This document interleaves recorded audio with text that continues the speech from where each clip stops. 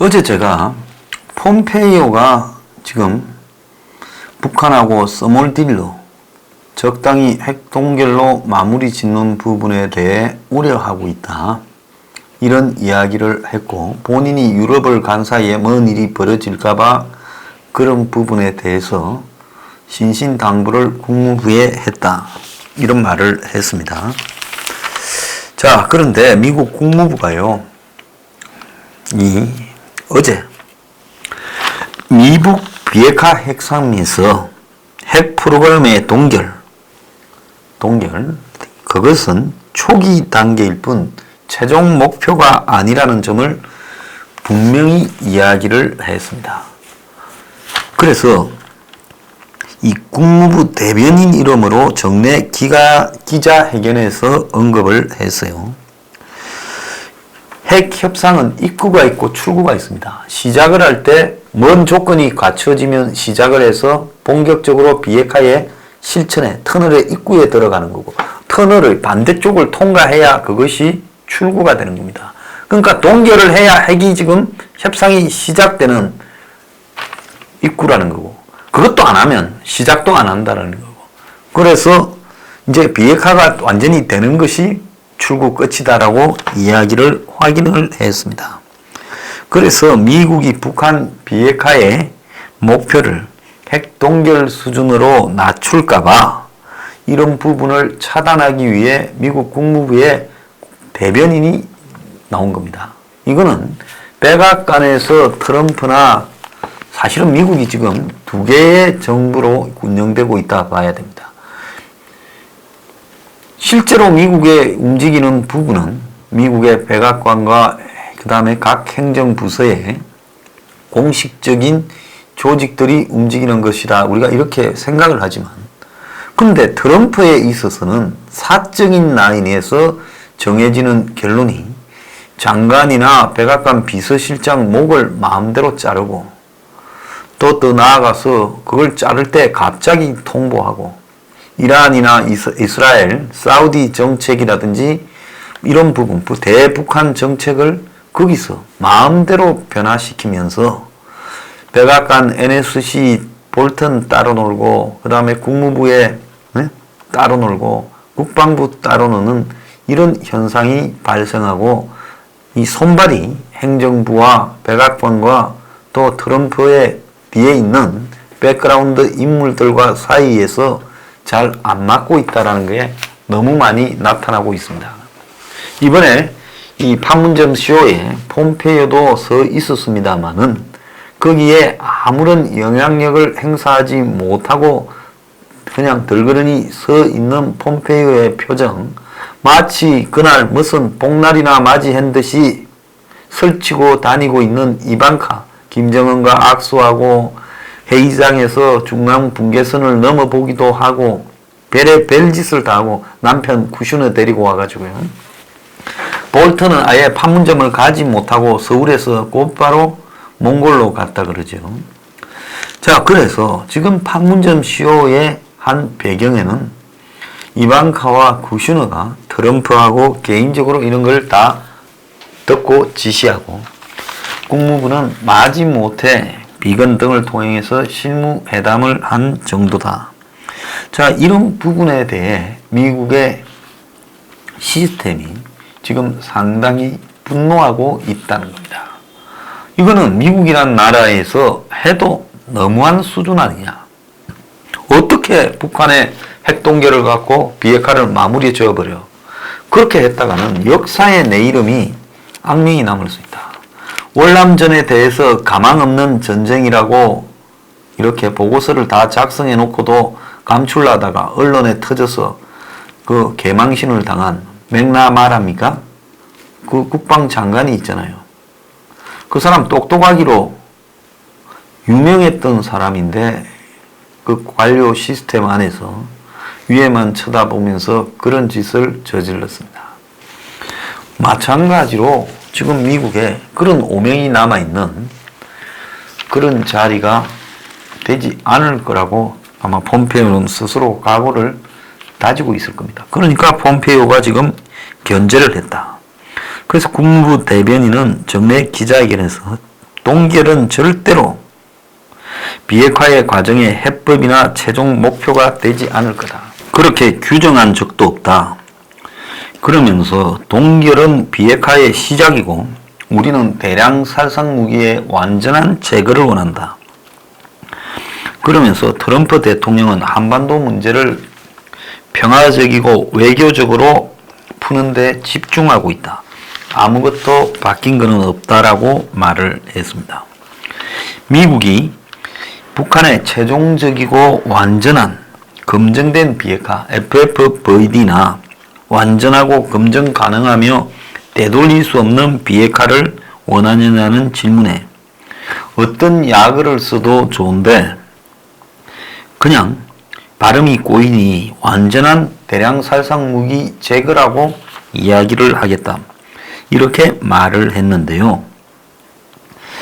자, 미 정부 관계자가 핵동결이 비핵화의 시작이라고 공언한 것은 매우 이례적이라는 평가가 나오고 있습니다. 비건이 핵동결에 초점을 맞춘 유연한 협상안을 준비하고 있다. 뉴욕 타임즈 보도나 또 엑시오스 보도나 이런 데서 다 그런 쪽으로 가고 있는 게 아니냐.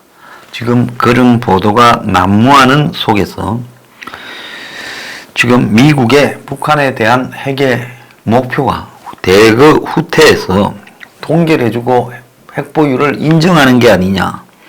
이런 지금 의문들이 제기되고 있는 상황에서 국무부가 나서서 이를 공식적으로 부인하고 선후관계를 아주 구체적으로 일부러 이야기를 했습니다.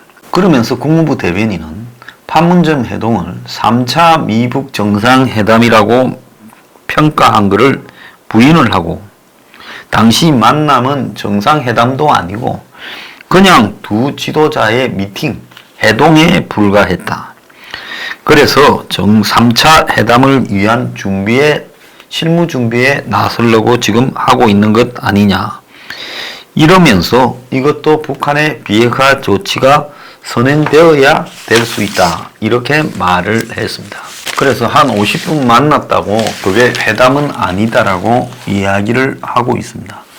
자, 미국이라는 나라가 트럼프 마음대로 되는 게 또 아니라는 겁니다.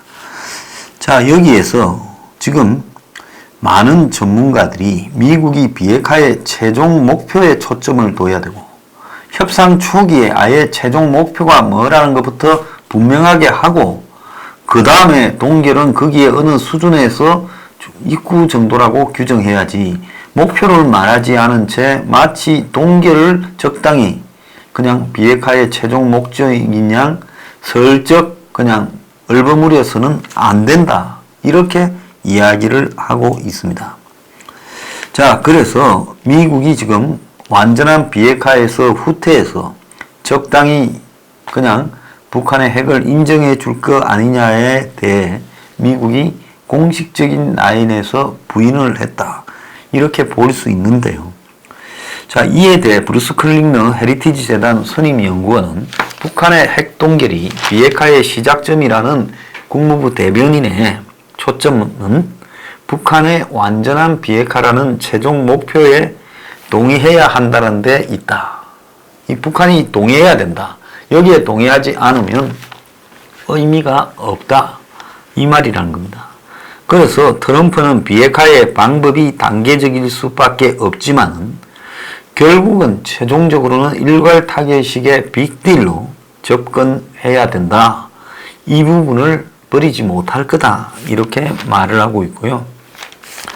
북한이 핵무기 폐기와 비핵화 정의에 합의하면 미국과 이제 그 합의, 최종적인 비핵화라는 합의에 대해서 사인을 하고 그 다음에 단계별로 서로가 뭘 주고받을 건가는 논의할 수 있을 거다. 자, 그런 의미에서 스콧 스나이더 미국 외교협회 국장은 국무부 대변인의 발언은 비핵화를 위해서는 그에 따른 과정이 필요하다는 점을 분명히 말을 했다. 그러면서 최종 목표에 대한 합의가 없으면 진전이 없는 거라는 트럼프 행정부의 입장을 북한에 알려준 것이다. 이렇게 해석도 하고 있습니다. 자, 트럼프 행정부는 협상의 진전을 위한 선행 조건으로 북한이 완전한 비핵화의 정의에 대해 미국하고 글자로 합의를 해놓고 그 다음에 그걸로 가기 위한 방법들을 단계적으로 이야기하고 미국이 해줄 수 있는 것도 말을 하자. 이 말을 지금 하고 있는 겁니다. 그래서 마크 피츠패트릭 전 국무부 비확산 담당 부차관보는 국무부 대변인의 발언은 트럼프 행정부의 완전한 비핵화 목표와 일치한다. 이랬는데요. 그러면 저거 행정부의 목표를 왜 미국이 강조해서 또 새삼 이렇게 이야기를 하겠어요?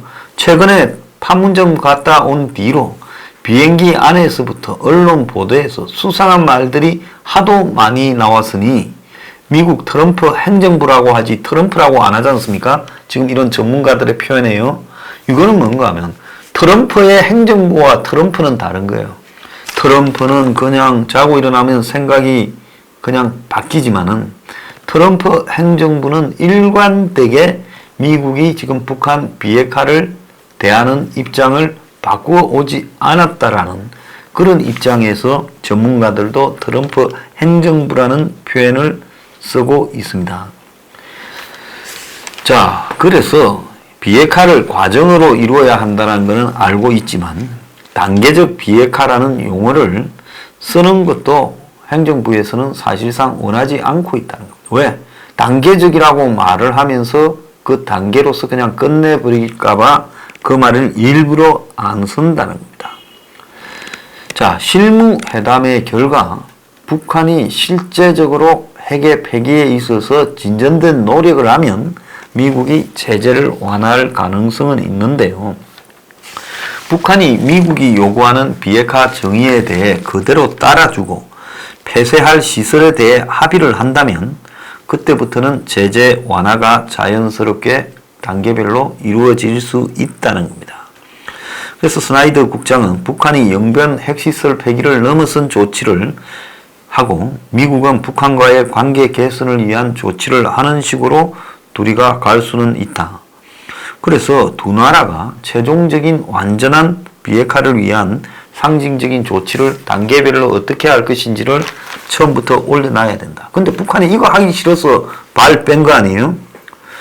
그래서 트럼프가 하노이에서 빅딜 요구한 데서 유연성을 보였다지만 이거는요, 하노이는 그야말로 북한이 아무것도 안 내놓으니까 그냥 이렇게 해주다가는 미국이 북한한테 말려들었다 소리 들으니까 판 깰라고 빅딜을 한 것이지, 미국과 북한이 만난 이래 사실상으로 북한이 비핵화를 가는 최종 목표에 대해 동의해주고 그리고 단계적으로 우리가 이걸 하면 미국도 성의를 보여서 요걸 좀 해주고 기브 앤 테이크 하는 부분은 한 번도 미국이 포기한 적은 없습니다. 북한이 그것조차도 안 할라 해서 안 된 거죠. 자, 그래서 북한이 그렇다면 기존의 제재 완화 요구, 자기들이 핵 폐기는 눈꽃만큼 쇼를 하고 그냥 쓰지도 않는 고물 창고 같은 거 하나 날리면서 제재를 완화를 더 요구하는 이런 부분에 물러서지 않을 거다. 그래서 최소한의 부분적인 제재 완화라도 신의상을 먼저 해주라. 이렇게 북은 또 뻗대고 나올 거라고 보고 있습니다. 자, 이렇게 될 경우에 과연 이걸 협상을 계속할 수 있을 건지 매우 우려된다라는 이야기가 미국 쪽에서 지금 나오고 있는 겁니다. 최근에 미국이 전시작전권을 넘겨받고 한국이 그리고는 그 전시작전권에다가 그냥 넘겨받으면 미래사령부 이런 걸 만들어 갖고 곧바로 유엔사도 해체해버리려고 하는 부분에 미국의 대응 방침이 대략 나오고 있습니다. 미국이 지금 한국을 보고 유엔사 별도의 한미연합사가 같이 해오던 그런 직책들을 다 한국 고위 장교들을 보내달라 하고, 얼마 전에는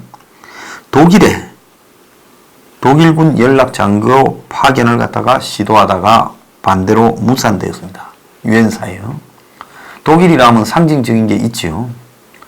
자, 그런데 지금 미국이 만약에 전시작전권을 한국에 넘겨주면 유엔사 기능을 강화해서 유엔사를 유지하면서 유엔사가 전자권을 한국이 가져가도 전선이 확대되면 유엔사가 또 나머지를 통제하도록 이런 식으로 하면서 전자권 전환이 유명무실해지도록 그렇게 지금 작전을 쓰는 것 같습니다.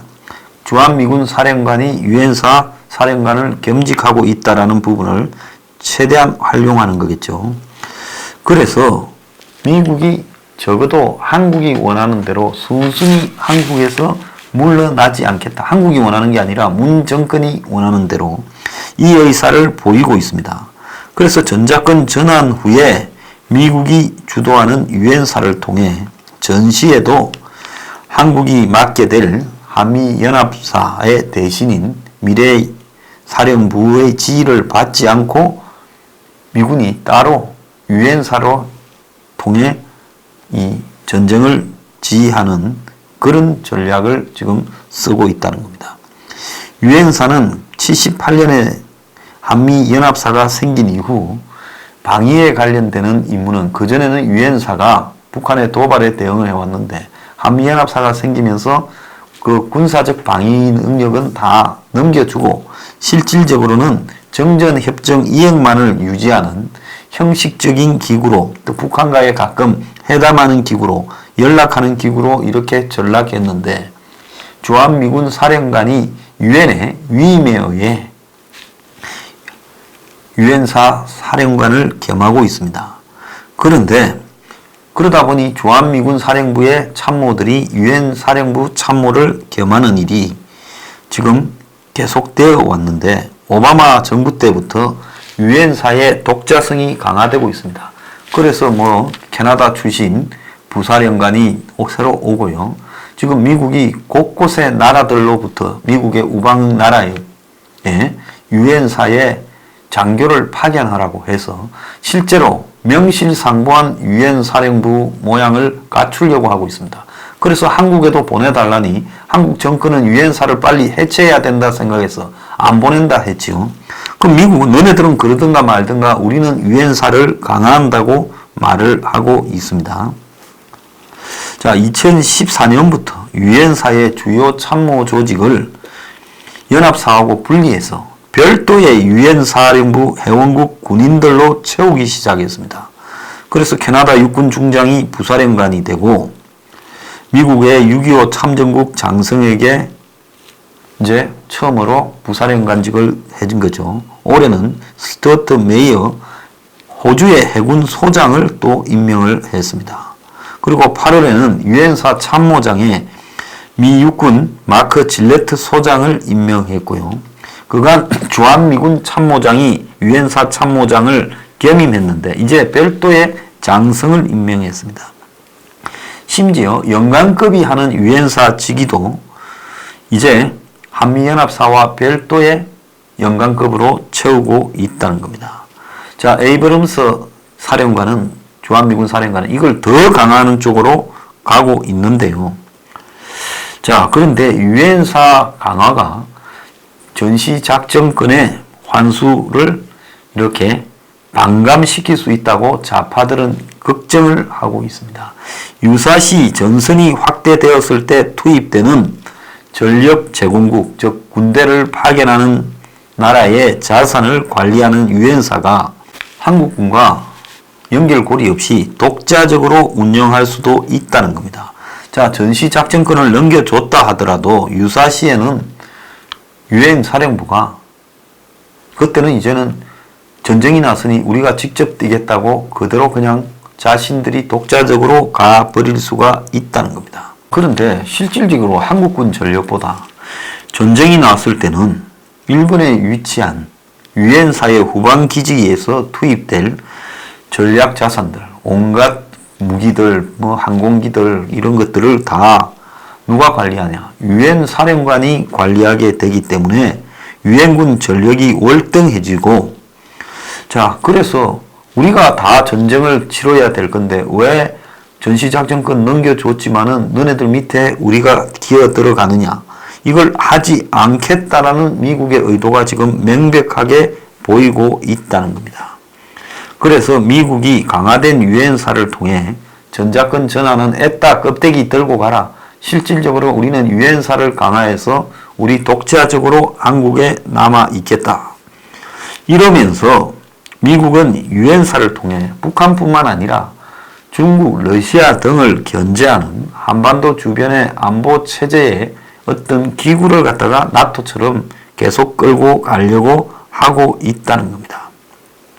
자, 이렇게 될 경우에는 미국이 만약에 독자적으로 유엔사를 해체하고 한미연합사 밑에, 그러니까 미대사령부 밑에 속해 있으면 미국이 설치면 법적으로 문제가 될 수 있는 소지가 있지만은 유엔사 이름으로는 정당성을 확보할 수 있다는 겁니다. 앞에서 잠깐 언급했지만은 미군이 이 5월 달에 싱가포르에 있었던 샹그리라 대화에서 유엔사에 독일 장교를 파견해 달라고 독일에 요구했는데 그때 이제 독일의 관료가 한국 측에 이야기를 하고는 한국이 듣고 이걸 거부해서 한국 국방부가 거부했대요. 그래서 독일이 수용했다는 겁니다. 자, 이렇게 하는 거는 앞으로 전시작전권 이후에 미국이 이제 유엔사를 완전히 유엔의 참전국들로 다 채워서 딱 버티겠다는 이야기. 근데 독일은 참전국도 아닌데 미국이 상징적인 나라니까 오라 했고 아마 한국이 강하게 독일의 거부 의사를 보였다는 겁니다. 자, 미국은 장기적으로는 향후 일본까지 유엔사에 편입시켜 유사시에 미국 자산, 일본에 있는 미국 자산들을 전부 이렇게 쉽게 한국에 오려고 한다. 이 이야기가 지금 나오고 있습니다. 자, 이와 관련해가 유엔사가 한반도 유사시 일본의 전력을 갖다가 제공하는 이런 부분을 갖다가 지금 추진하고 있다는 겁니다. 일본이 군사력을 제공하는. 그래서 자위대 투입의 길이 열린다. 지금 이런 이야기가 나오는데요. 자, 유엔사에서 발간한 공식 발간물에 일과 전력 제공 협력을 하겠다라는 의지를 이렇게 표명을 했는데요. 한일 갈등으로 뭐 한국이 수용하지 않겠다 어쩐다 하지만은 이 정권이야 계속 그렇게 하겠죠. 자, 그런데 유엔사에 6.25 때 파병을 했던 18개국이 있는데요. 유사시 이들 회원국에서 병력이나 장비를 지원받아서 미국은 이들을 이 유엔 전력 제공국이라고 하고 이들은 유사시에 유엔기를 들고 한국에 오는데요. 자, 독일도 6.25 전쟁 때 의료 지원을 했고 또 일본도 뭐 각종 비공식적 지원을 했지요. 그래서 미국이 발간하는 전략 다이제스트라는 책자에 유엔사와 일본의 지원 및 전력 협력이라는 글을 넣었습니다. 그래서 이거는 뭔가 하면 한국 정부가 반발을 하든가 말든가 이렇게 관계없이 미국과 일본의 지금 군사적인 전력 또 한국의 유엔사가 일본과 맺어 있는 계약 6개의 기지를 쓰게 돼 있지 않습니까? 이렇다면 유사시에 유엔 사령부 회원국 중 한국을 제외한 다른 나라의 전력이 일본에 있는 유엔사 후방 기지로 다 집결하기 때문에 일본이 유엔 사령부에 안 들어와 있으면서 그걸 어떻게 도와주겠냐. 그러니 이거는 도리 없다라고 하는 겁니다. 이거 보수 정권에서요. 끝을 냈어야 되는데 저는 당연히 일본이 유엔 사령부에 들어와야 된다고 생각합니다. 한국의 이 좌파 정권의 의도요. 유엔 사령부를 해체하려는 의도에 대해 미국이 강하게 대응을 하고 있습니다.